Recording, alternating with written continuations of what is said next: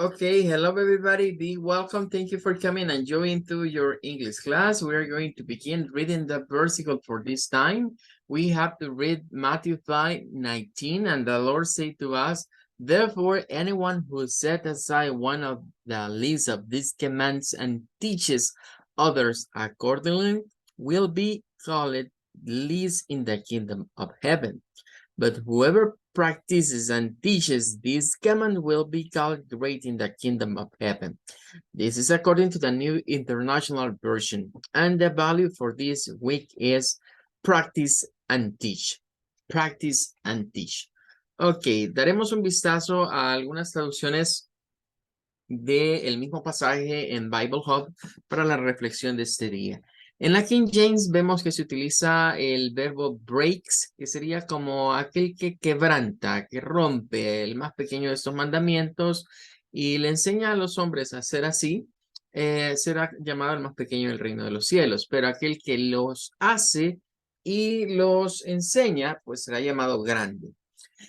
La New American Standard utiliza el verbo o la palabra, mejor dicho, nullifies y aquí annuls, que vendría siendo como aquel que nulifica o hace nulo el más pequeño de los mandamientos y enseña a otros a hacer lo mismo. Vuelve a aparecer teaches, está el verbo do y después en la otra parte dice, but whoever keeps, que sería como aquel que los guarda, los mandamientos y los enseña, será llamado grande. En las mismas versiones de la New American Standard Bible de 1995 y 1977 se usa en vez de la palabra que estaba anteriormente como de, que es el mismo vocablo de anular, ¿verdad? Pero nullify, aquí aparece annuls, que es anular. Aquel que anula, dice, el más pequeño de los mandamientos y enseña, vuelve a aparecer teaches a otros a hacer lo mismo, será llamado pequeño en el reino de los cielos. Pero el que keeps and teaches vuelve a aparecer y es muy similar a la otra. En la Legacy Standard aparece también annuls, el que anula, y luego dice teaches también, y dice does and teaches, el que los hace y los enseña. Y vamos a terminar esta noche leyendo la Amplified Bible, o la Biblia amplificada, que dice, so, whoever breaks one of the least of these commandments. Y nótese que aparece entre esas llaves el término o la palabra important. Bueno, aquel que quebrante, dice, uno de los más pequeños de estos mandamientos, and teaches y enseña ahora a otros a hacer lo mismo, will be called least, será llamado el más pequeño in the kingdom of heaven. But whoever practices and teaches, vuelve a aparecer, pero el que practica y los enseña, será llamado grande. Aquí hay algunas cosas interesantes. En primer lugar, important, la palabra importante, y debemos tomar en cuenta las siguientes situaciones. No es que un mandamiento sea más importante que otro. De hecho, Dios en ningún momento trató de dar como relevancia a que un mandamiento es mayor que otro y otro es menor que otro. Para Dios todos son iguales.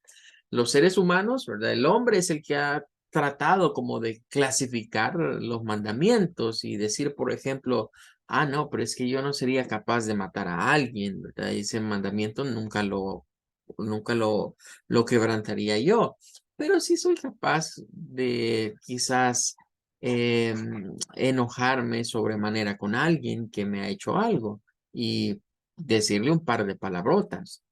Así como también podríamos decir, no, pero es que yo no llegaría a hacer tan grande pecado como algunos de los que aparezcan ahí en la Biblia. Pero pues seguimos diciendo, digamos, malas palabras o decimos pequeñas mentiras. Bueno, el punto es que para Dios eso no es así. Dios, si se quebranta un mandamiento, para Él no hay mandamiento pequeño o grande, no hay niveles de pecado, o sea, pecado es pecado y se cometió la infracción, se comete la infracción. Entonces, ¿cómo debemos de interpretar lo que Jesús dijo en este pasaje? Bien, en primer lugar, debemos tomar en cuenta que él se estaba refiriendo a todo, a cristianos. O sea, en este pasaje hay dos tipos de cristianos. Y son personas seguidores de Cristo, ¿verdad? Que pueden ser clasificados en dos tipos. ¿Cómo sabemos eso? Porque habla del reino de los cielos. O sea, tanto el que los enseña y los practica los mandamientos, como la persona que los enseña pero no los practica, o le enseña a otros a que, mira, esto, un poquito podés, no te va a hacer daño. Si el Señor te permite que lo hagas así un poquito y no te preocupes, no hay problema. Una mentirita piadosa hasta va a mantener bien la relación con tu esposa, ¿verdad? O mira, un traguito que tomes no es nada, ¿verdad? Cuestiones por el estilo. Es enseñarle a otros que pasar por encima de algo que Dios ha dicho que no se haga no es nada. O lo podemos ver del otro lado de la moneda, porque los mandamientos no solo son no hagas esto, no hagas lo otro. Hay mandamientos de obediencia, mandamientos que significa que Dios nos dice que hagamos algo. Por ejemplo, que oremos constantemente. Daniel oraba 3 veces al día. ¿Qué tal si yo les enseño a, no pensemos que tenemos que ser líderes de una iglesia o algo por el estilo, en la misma casa? ¿Qué tal si en mi casa yo les digo a todos, mire, hay que orar por tal cosa, pero resulta que yo nunca oro? Vea, o les digo, no, es que hay que leer la Biblia, pero resulta que nunca me ven a agarrar la Biblia a excepción del día domingo que voy a la iglesia. Entonces, a eso nos vamos refiriendo, al punto de que no practicamos lo que predicamos. Entonces, cerrando, ¿qué es esa palabra important? Significa que si yo no le doy la misma importancia a las cosas más sencillas como a las cosas más grandes que podemos ver nosotros en ese afán de querer clasificar o dosificar los niveles de los errores o pecados que podemos cometer, pues en ese sentido, en el cielo va a haber una premiación. Y en esa premiación se dirá, bueno, tú serás pequeño, tú serás grande, pero ¿qué nos hace ser pequeños o ser grandes? La práctica de lo que enseñamos. Si nosotros los valores que estamos hablando, por ejemplo, acá, no los practicamos, pues ya tenemos la sentencia de que sí seremos salvos, sí estaremos en el cielo, pero al momento que se haga uno de los juicios, ¿verdad? Del llamado tribunal de Cristo, pues se nos dirá, bueno, no te ganaste tus coronas, no hiciste las cosas de manera correcta. Y pues Pablo habla un poco más respecto de ese tipo de situaciones en sus cartas, ¿verdad? De que van a haber cristianos que en el cielo van a sentir una especie, no de vergüenza, pero algo parecido, ¿verdad? Porque pudieron haber hecho más, pero no lo hicieron. Porque pudieron haber llevado un galardón, pero no lo hicieron. Eso es igual que cuando estamos en una grabación de alguna carrera, eh, o de algo que nos van a dar un título, y pues vemos a los que se llevan los Q más altos, ¿verdad? Y que los premian y los honran. Y me digo yo, bueno, si me hubiese esforzado más, si hubiese estudiado más, si me hubiera desvelado más, si no me hubiera ido a fiestas o cosas por el estilo y le hubiera puesto más empeño, quizás yo estaría allí. Algo similar es hacia lo que apunta este versículo. Ok, that's gonna be all. Con eso terminamos y vamos a continuar con el topic de los sonidos vocales. Habíamos hablado acerca de que en el inglés norteamericano se distinguen cerca de 21 sonidos. Ahora, vamos a ver acá que hay otros tipos de inglés. Em, si quisiéramos ir mencionando dialectos, digamos, del inglés, los dos grandes grupos, los dos grandes bandos es American English y British English. Inglés americano e inglés británico. Pero entre medio de esos podemos hallar una gran cantidad de dialectos. Aún dentro del mismo inglés norteamericano, podemos ir diversificando ciertos dialectos. Por ejemplo, el inglés californiano, ¿verdad? Que tiene una forma muy característica de algunas expresiones. Ya no se diga el inglés neoyorquino o el inglés tejano, ¿verdad? Son acentos que se marcan sobre la forma de expresión. Pero si vamos más allá, pues tenemos que hablar, por ejemplo, de inglés canadiense, que siempre se ha dicho que se parece más al inglés norteamericano. Y por el otro lado, tendríamos que hablar de lo que sería el inglés australiano, que casi siempre se dice que se parece más al inglés británico. Entonces, podríamos a partir de eso como ir asociando, ¿verdad? A ciertas clases de formas de hablar el inglés a los grupos principales, que es el British English y el American English. Ahora, en otras variedades del inglés, siendo específicos en el British English, vamos a encontrar 19 fonemas, 19 es lo que tiene el inglés británico. Y ya allí estaríamos viendo que hay diferencia porque el norteamericano tiene más, tiene 21, tiene 21 y este solo tiene 19. En otras palabras, al momento de darse como esa exportación, ¿verdad? Del idioma del viejo continente hacia el nuevo continente, curiosamente, en vez de perder, el inglés norteamericano ganó algunos sonidos. Pero debemos ser conscientes que allí hubo un proceso y ya lo adelantábamos anteriormente. Y es que en Inglaterra, eh, bueno, si no lo sabemos, debemos de manejar alguna idea, porque esto tiene que ver un poco con la parte histórica. Vea, pero nosotros tenemos Reino Unido, y quizás para tenerlo más claro debemos de ver unos mapas. Vamos a buscar acá como United Kingdom.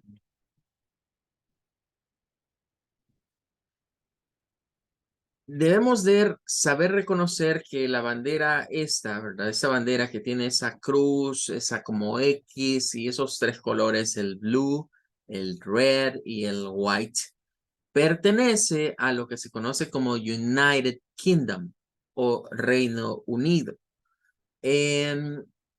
Actualmente sigue existiendo como Reino Unido, pero es más un nombre que a esto le quedó. Bien, porque en la actualidad vienen siendo naciones diferentes. Bien, vamos a ver, creo que este mapa quizás se ve un poquito mejor. Vamos a ver si no se alcanza a leer. Este sí se alcanza a apreciar mejor.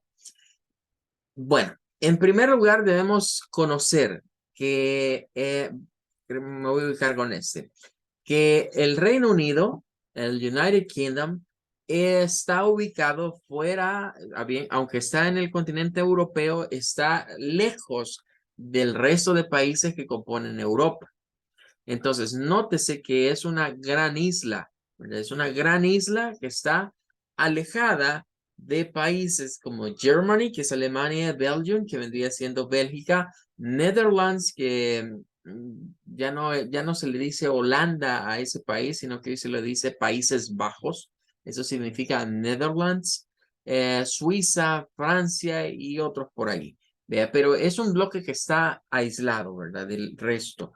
Sin embargo, debemos conocer que hay incluso, ¿verdad? De Francia a Londres, hay un tren subterráneo, ¿verdad? Que pasa por debajo del mar, digámoslo de esa manera, pasa por debajo del agua y pues los interconecta.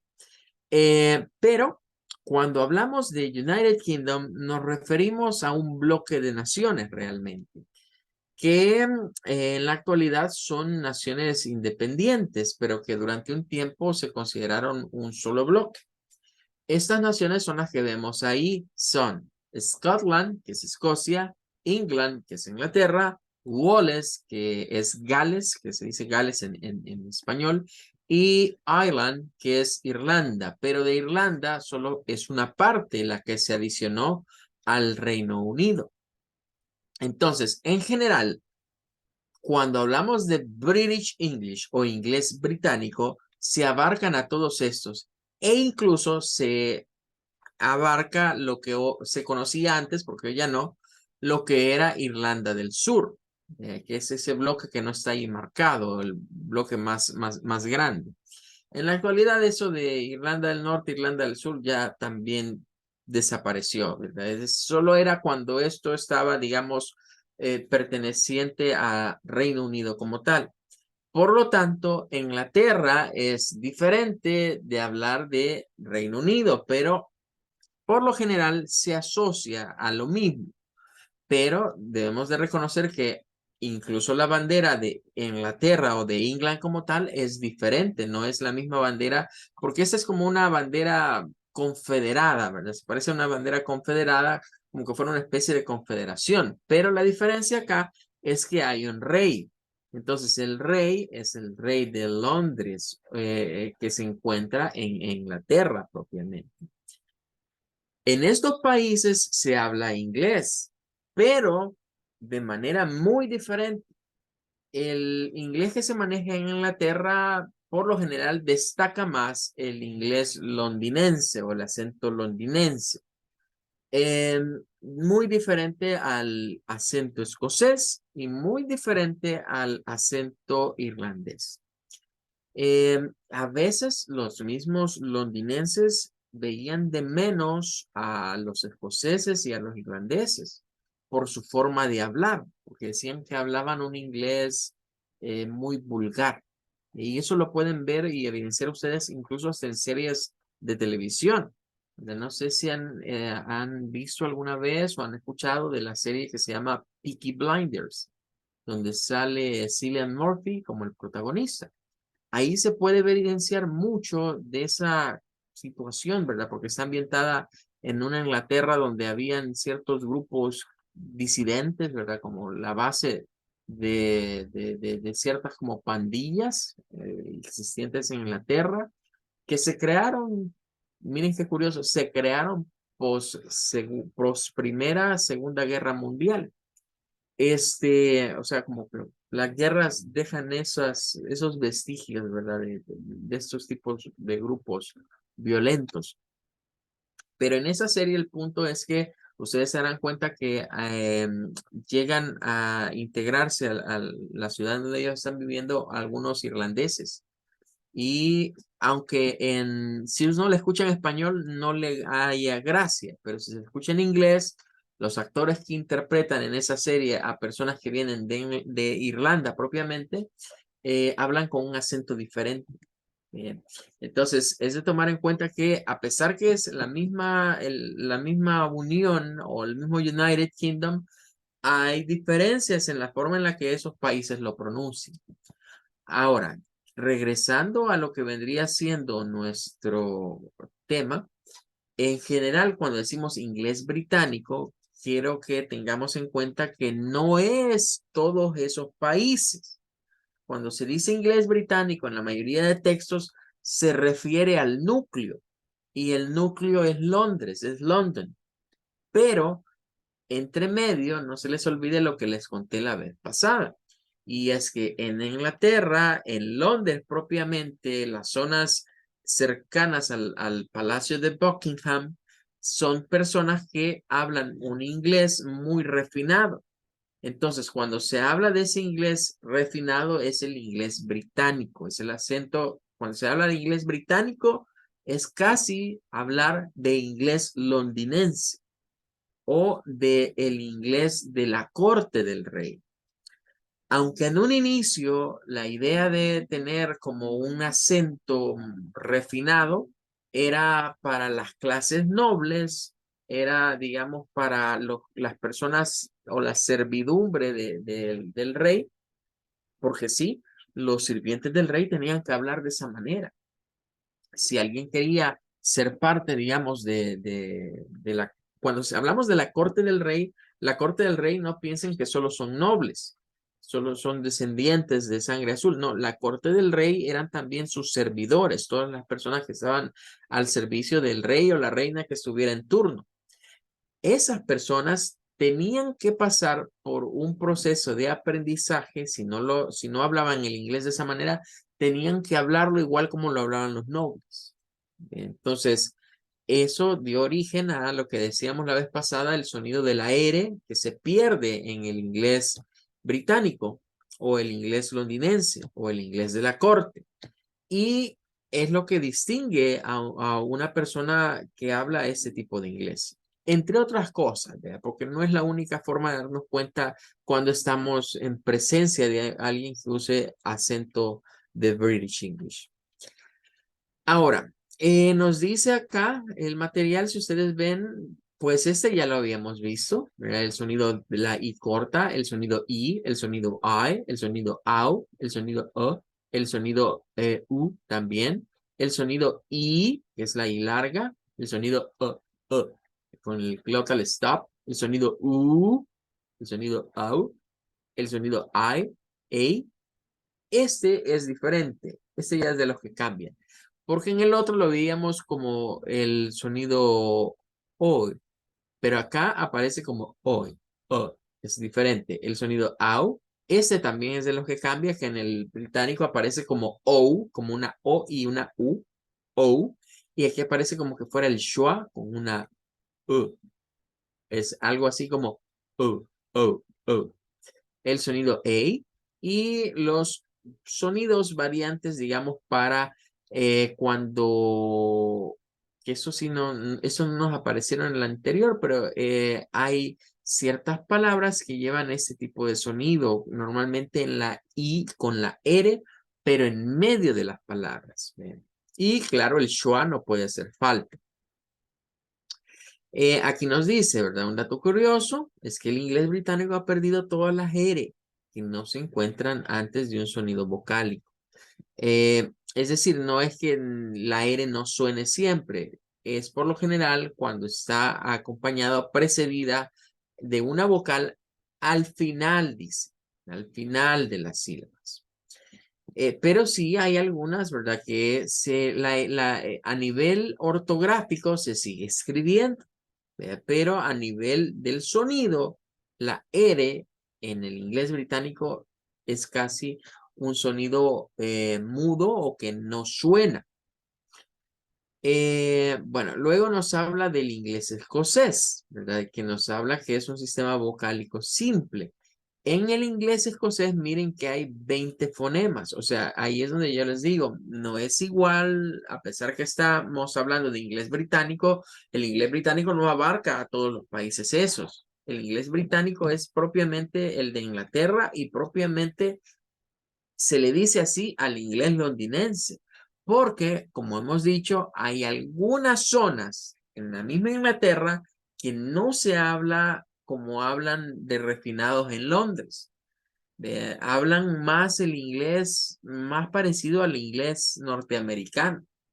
No se nos olvide que decíamos que ese fenómeno de quitar las eres había afectado a las personas asociadas a la clase alta, a las clases nobles, y que cuando se descubre el nuevo continente, la mayoría de ingleses que se vinieron de allá para acá no eran de los más, o sea, sí venían familias pudientes, pero en su gran mayoría era gente pobre, era gente de las clases más bajas, ya que veía cómo conseguía un boleto, ¿verdad? Para un barco y venirse para acá.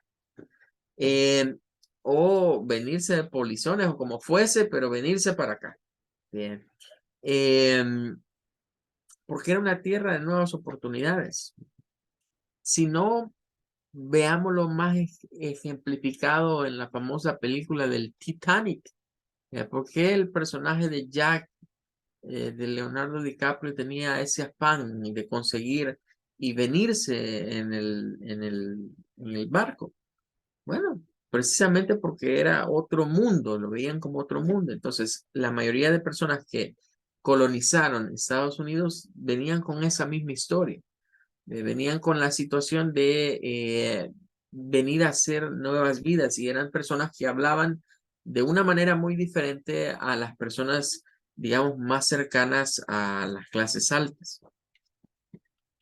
Luego nos habla, miren, de inglés australiano. Entonces, el inglés australiano nos dice que tiene 19 vocales y por eso es que se asocia más al inglés británico. Cuando escuchamos a un australiano, pareciera más como que fuese o sonasen más como británicos. Aunque déjenme decirles que muchas personas nativo hablantes, eh, al inglés australiano lo ven como el patito feo del inglés.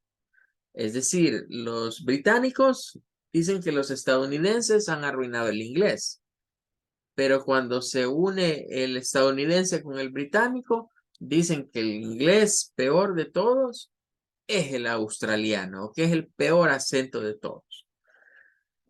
Acá vamos a enfocarnos más en el inglés norteamericano. Nuestro enfoque es American English. Sin embargo, se hace necesario conocer un poco del inglés británico y por lo menos saber diferenciar, que mi oído sepa diferenciar en presencia de quien estoy.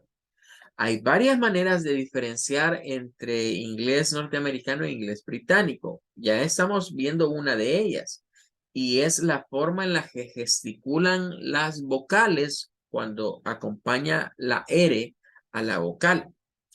Pero hay otras más, ¿verdad? Hay otras formas. Algunos, por ejemplo, se delatan en su vocabulario, que usan ciertas palabras que son muy marcadas o que las cosas se dicen de una manera en el inglés norteamericano y otras se dicen diferente en el inglés británico. En la siguiente parte acá del documento tenemos una phonetic chart, pero esta, a diferencia de la que estudiamos al principio, está basada en inglés británico. O sea, esta es una tabla fonética de British English, que si la vamos comparando con la del American, hay cosas comunes y hay cosas que serán muy diferentes. Así, de manera rápida. Vemos ahí en el bloque, mire, que está marcado como blue o light blue, como celeste. Nos dice que son las vocales simples, como lo decía el otro. Tenemos en primer lugar, miren, la I, el sonido I, que aparece en doble E, como en sheep, que es para una oveja. Y luego tenemos aquí el sonido corto, I, I. No es I, es I. Ship. Miren, estas dos podrían parecerse mucho. Y si no lo decimos bien, podríamos decir cosas diferentes. Sheep, ship. Sheep, ship. Por ejemplo, una frase, ya que estuvimos hablando del Titanic, ¿verdad? Cuando un barco se va a hundir, o es que dicen abandon ship, que sería con esta. Abandonen la nave, el barco, abandon ship. Imagínense si dijésemos algo como abandon ship. Entonces ahí estamos diciendo abandonen la oveja.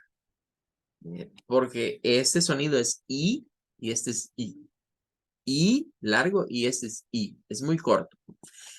Vuelve a aparecer el sonido U, que es este con este símbolo en doble O, en algunas doble O. Book, book. Aparece el sonido que es el largo, como en shoot, shoot, para un disparo, shoot. Luego tenemos el sonido como la del español, left, para la derecha, para la izquierda. La derecha es right, la izquierda sería left, left. Luego esta, curiosamente, es el schwa y no la marcan acá. Esta palabra es de las que diferenciarían la pronunciación norteamericana de la pronunciación británica. Un norteamericano, y usted está consciente que así siempre se lo ha escuchado a la mayoría de profesores que usted ha tenido quizás de inglés, y es que dicen teacher con teacher, no es teacher, porque no es cher, es sure. T-shirt, porque esta no es una E, recuerden que no es una E, es un schwa con un AR. Entonces, al estilo de un inglés más norteamericano, vendría sonando como t-shirt, t-shirt, er, er. Escuchemos a un británico decir esto. Un británico nos diría teacher, T-shirt. T-shirt. It's a T-shirt. You are my T-shirt. T-shirt. Entonces, ¿qué sucede ahí? Ellos al final solo dicen T-shirt. T-shirt. Pareciera como que están diciendo otra cosa, ¿verdad? Pero es porque es su forma de acentuar.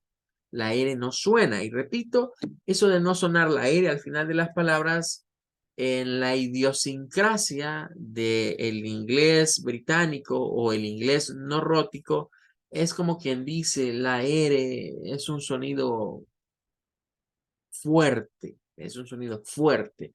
Y vamos a excluirlo de nuestra forma de hablar y hablar como más refinado.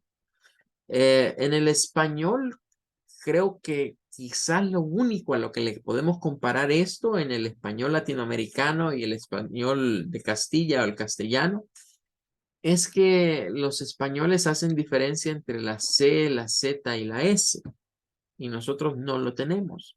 Por eso es que ellos siempre, pues hombre tíos, ustedes no hacen diferencia entre la C, la Z y la S, que se pronuncian muy diferente. Pues de hecho no lo hacemos. Entonces, por ahí vendría más o menos la idea de la schwa y la ejeres al final de las palabras. Es como una pronunciación no correcta, sino más refinada, diríamos, en este sentido. Este que está acá es el símbolo que corresponde a la pronunciación en ciertas palabras, no en todas, porque aquí es con el schwa, pero este es un sonido que parece más a una, aparece, mejor dicho, en la ER y la IR. Sí, yo estoy de acuerdo. Pareciera que este es al final, pero lo que sucede es que este suele aparecer en palabras bisílabas o trisílabas. Por ejemplo, ti, teach, es una palabra bisílaba. En cambio, esta es monosílaba. Entonces, en las monosílabas ocurre un fenómeno diferente. Si no me he dado a expresar, lo voy a decir de otra manera. Palabras como brother, sister, mother, father, todas esas que tienen que ver con el vocabulario de familia, que llevan más o menos esa estructura, son palabras que tienen dos sílabas. Entonces, en las palabras que tienen dos sílabas entra en juego eso, pero las que son monosílabas hay otro sonido. Por ejemplo, her, her. Es una palabra monosílaba. Bird, para decir un pájaro, bird, es una palabra monosílaba. Para decir una chica, gird, es una palabra monosílaba. Y si usted me escucha bien o su oído trata de captarme, bueno, voy a escribir las palabras para que me entiendan mejor cuáles son las palabras que estoy pronunciando. Estoy pronunciando palabras como esta y como esta. Y ahí tenemos este ejemplo, ¿verdad? Con esta. ¿Qué tienen estas en común? Que tienen la I y la R, la I y la R y la E y la R. Y todas son monosílabas. Entonces, cuando son monosílabas y este diptongo, perdón, esta unión de IR o ER aparece, el sonido que se debe gesticular para esta I y para esta E es el que está ahí, que parece como un número 3 al revés. Es un sonido que suena tirándole como una especie de U, porque esta no es bird, por ejemplo, para decir un pájaro no es bird, no es bee, es bird, es es como una U con una especie de U con una R, no es girl, es girl, y este no es her, es her, her. Bien, aparte de estas, la siguiente, ¿verdad? Que ya casi se nos va a terminar el tiempo. Vamos a ver esta. Miren, Bueno, aquí estas son tres que son típicas para ejemplificar tres sonidos diferentes para dos letras.